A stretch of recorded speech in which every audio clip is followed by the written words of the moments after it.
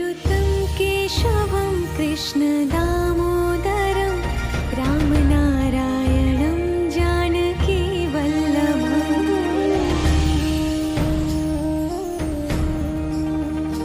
अच्युतं केशवं कृष्णदामोदरं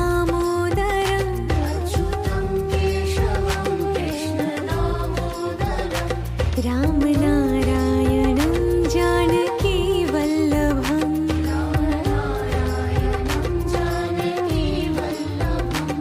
कौन कहते हैं भगवान आते नहीं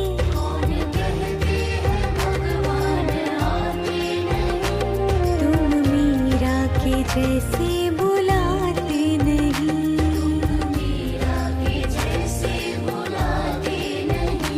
अच्युतं केशवं कृष्णदामोदरं रामनारायणं जानकीवल्लभम्